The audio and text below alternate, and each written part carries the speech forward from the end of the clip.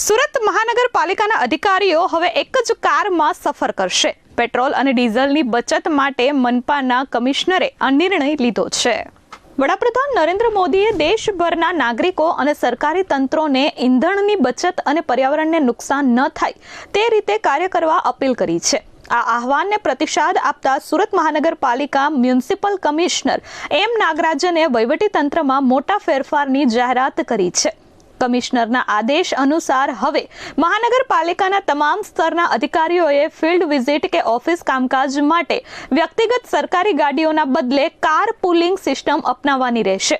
આ નિર્ણયનો મુખ્ય ઉદ્દેશ બિનજરૂરી ઈંધણના વપરાશને ઘટાડવો અને સુરતના વાતાવરણને પ્રદૂષણ મુક્ત કરવાનો છે. કોઈપણ ડેપ્યુટી કમિશનરથી લઈ તમામ કર્મચારીઓ જ્યારે પણ રાઉન્ડ, થર્ડ વિઝિટ કે સુપરવિઝન માટે નીકળશે ત્યારે તેઓએ અલગ અલગ વાહનોનો ઉપયોગ કરવા પર મનાઈ ફરમાવી દેવામાં આવી છે. જો એક જ વિસ્તારમાં અથવા એક જ પ્રોજેક્ટની વિઝિટ માટે 3-4 અધિકારીઓ જઈ રહ્યા હોય તો તેઓએ ફરજિયાતપણે એક જ ગાડીમાં સાથે પ્રવાસ કરવાનો રહેશે.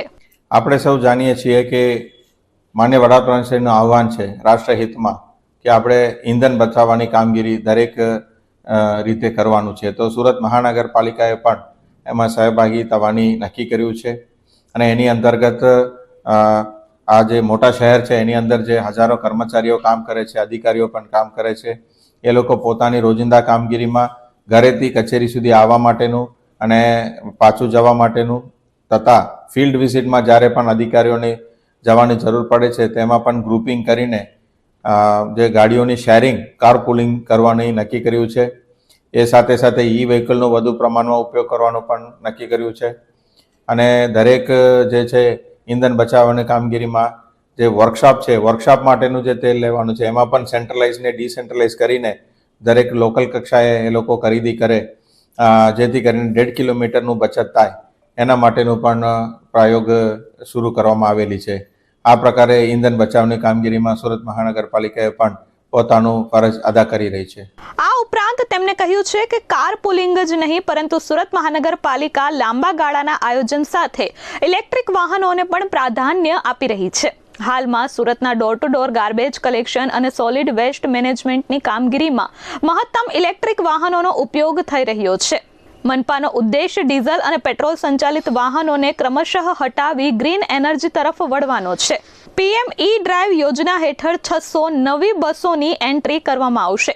ઇલેક્ટ્રિક બસોની ડિલિવરી થશે તો સાથે જ ડોર ટુ ડોર ગાર્બેજની ગાડીઓ પણ હવે ઇલેક્ટ્રિક કરવામાં આવશે. જ્યારે હું પણ સાઇટ વિઝિટમાં જાઉં છું તો મારા ડેપ્યુટી કમિશનરને સાથે લઈને જવું પડે છે, અન્ય એક્ઝિક્યુટિવ એન્જિનિયર કે અન્ય અધિકારીઓ પણ સાથે આવે છે. તો અમે એવું નક્કી કર્યું છે કે એક જ જગ્યાએ અમે પહેલાં ભેગા થઈશું અને ત્યાંથી ગાડીઓ ઓછું કરીને 1 કે 2 ગાડી જેટલું જરૂર છે આટલા પૂરતું કરીને લઈ જવાની તૈયારી છે. એના માટે કોઈ સમય મર્યાદા નક્કી કરેલ નથી.